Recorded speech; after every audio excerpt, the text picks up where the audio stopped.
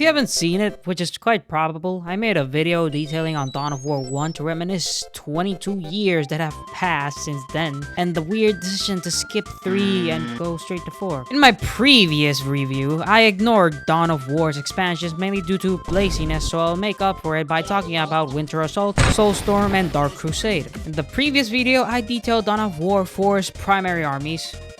Dawn of War 4? No, Dawn of War 1's primary armies. Astartes, Eldar, Orcs, and Chaos. And how they more or less worked along with a quick rundown of the basic mechanics to understand how to play the game and its story, so I won't be covering any of that except for a slight refresh on how to more or less play the game in case you haven't seen the previous video. Dawn of War 1 revolves around 3 specific values, them being requisition, power, and population, which you need to take into account in order to win. You build buildings each with specific purposes like gaining requisition, power generation, researching upgrades, making units, and so on. Your job is to build up your base to defend it against your enemies while building up your units to attack your enemy's base. It's heavily simplified, but if you want a more detailed explanation, watch the previous one, then come back later. First of all, we have Winter Assault. First thing to note is the fact that there are technically 4 different campaigns divided into groups of 2. There's Order and Disorder, which I can understand why they didn't call it Order and Chaos, as it would imply that Chaos is the sole choice for this, though they could have easily called it something like Discord or something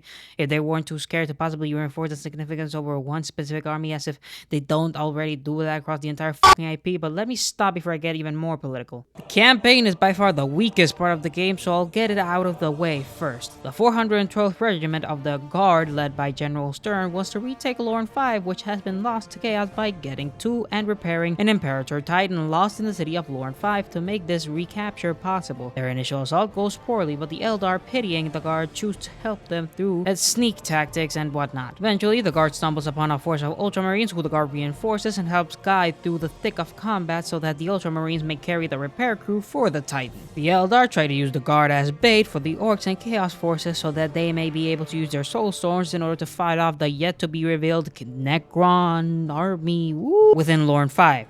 If you choose to control the Guard during the final mission, the Imperials will leave the Eldar for dead and focusing on repairing the Titan. During this, the Necron awakens, so you use the Imperial Titan to destroy the Necron and their obelisk. Nope, I will not talk about the others, just note that all the campaigns start off the same and the difference is who gets to win, and I want to make this video quick, I don't care. Along with the new campaign layout, this game introduces one new army, that army in question being the Imperial Guard, or the Extra Military Army if you want to scrape semen residue off your mom's basement. The Imperial Guard, one would think, would operates similar to the Orcs, right? That's where I was kind of wrong. They are very numbers dependent, yes, but not in the way Orcs are purely number dependent. The best way I describe them is like Diet Space Marines. They can do most everything a normal army can do, but at an individual level. Each unit is incapable of handling tasks on their own, and you need more units to cover where others can't. Take the regular guardsman, the everyman who sucks at everything, but it doesn't matter because you'll just send more anyway. They can do most everything even without upgrades. They can shoot down infantry really good, buildings and vehicles can be taken down by them, but they do suck at melee, which is where the Ogryn comes in. The Ogryn will live forever basically, and can punch really fucking hard, but they don't do anything other than punching, and they don't really have much of a numbers advantage, nor do they get to shoot all that well. The Hellhound, a tank with a flamethrower, is great against infantry and large numbers. Good luck trying to tickle anything with any amount of armor, dipshit. The Sentinel can die to a squad of cultists. Probably, but you'll never have it going against cultists. You'll have it turning the enemy vehicles and infrastructure into paper mache. Another thing to note is how weirdly expensive the units are. Units cost a lot of requisition compared to most other armies relative to their worth, but they make up for it by being very easy to maintain, so your best course of action is to make sure you have a bunch of units in order to spread out enemy firepower, allowing your units more time to reinforce themselves rather than using your requisition to get any new squadrons, which is where the numbers dependency comes into play. Heavy numbers,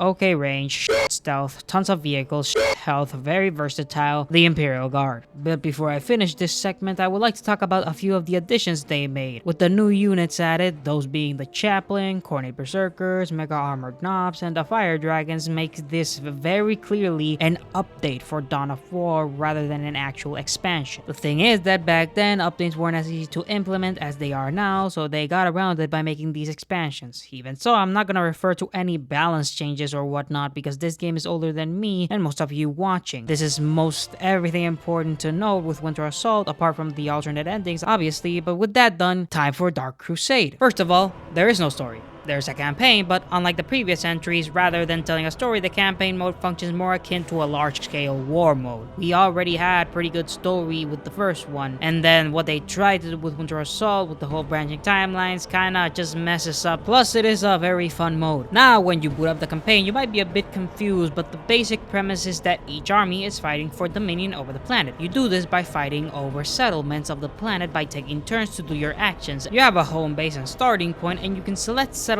controlled by other armies to attack them and gain more terrain, or select settlements you already own to move because you can only attack the settlement next to you and not those next to your terrain, if that makes sense. And you also can't move and attack in the same turn. When you attack a settlement, you'll be thrown into a standard game in which you have to complete the objective given in order to conquer the settlement. When you're attacked, you'll have the option to manually defend it by throwing yourself into another game or auto-resolving, which doesn't take into account what you did to conquer the actual settlement. It's more so just random chance. And you can also gain upgrades for your commander unit by taking more settlements to make them an absolute beast during the late game. As you play, you gain planetary requisition, which is used for adding units to your settlements in order to defend them, or using units that you gain to conquer settlements. These units being your honor guard, which is just bonus units that you start off with each game. And yes, everything costs requisition except for commander unit upgrades. Yes, I'm probably missing something, but with that out of the way, it's time to talk about the new armies in this game. Obviously, we have the Necron, but we also have the Tau, which I'll be talking about first. The Tau are a very aggressive army you can't really turtle with. Most other armies have ways to defend their bases, all except for the Tau. They also have a slight numbers problem and don't have much survivability, making them depend greatly on stealth units for the early game to maximize strategic point takeover. God, that was a mouthful. Thankfully, they have very good stealth units and are very good at heavy range damage. Keyword being range. If you put them in melee, you die.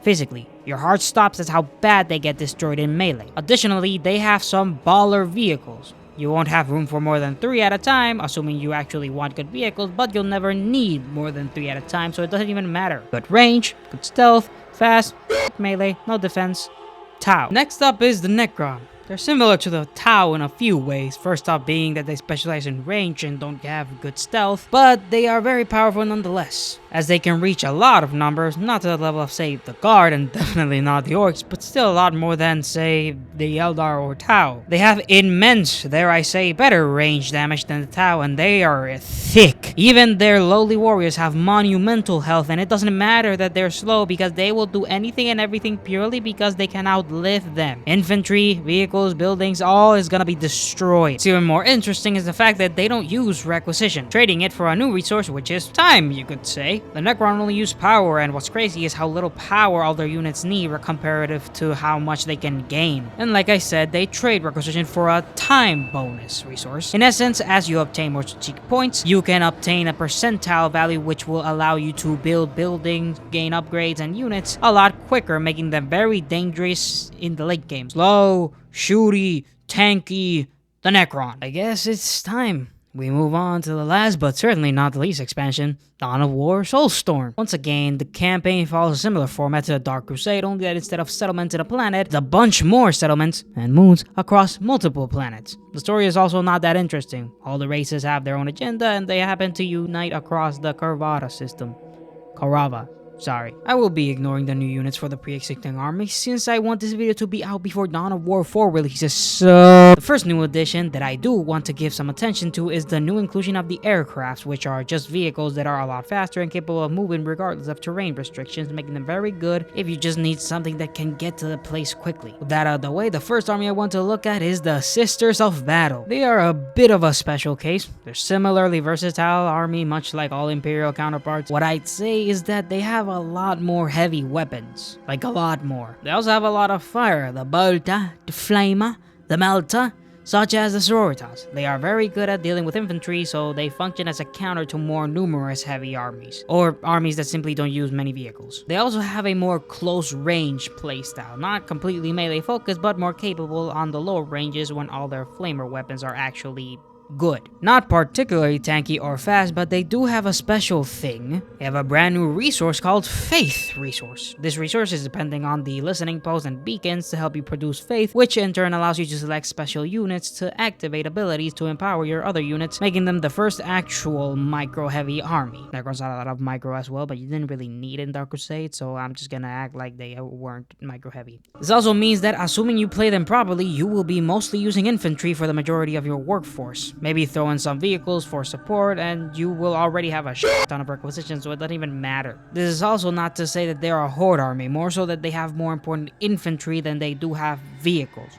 Kinda boring early game, very micro heavy, and more dependent on their infantry, the Sisters of Battle. The second army to be introduced is the Dark Eldar. Much like their Nadaji counterpart, the Drukhari are fast, fragile, hit-and-run focused. The only difference is that unlike the Eldar who focus on getting upgrades and being better to work on stealth, the Dark Eldar have more damage rather than infiltration. This is reinforced by their own unique resource, Soul Essence. Soul Essence is left over wherever any enemy unit dies. You can collect the Soul Essence for spells which replace normal unit upgrades. These spells can be used basically anywhere at any time so long as they aren't on cooldown and you have the Soul Essence to cast them. This makes them a similarly micro-heavy army to the Sororitas, only that these spells can cast more liberally and without needing specific units to manage. With that said, that covers all the major additions of each original expansion. If you want me to make more Dawn of War videos or videos in general, like, comment, subscribe, all that, and I'll see you again in between 3 to 5 business days.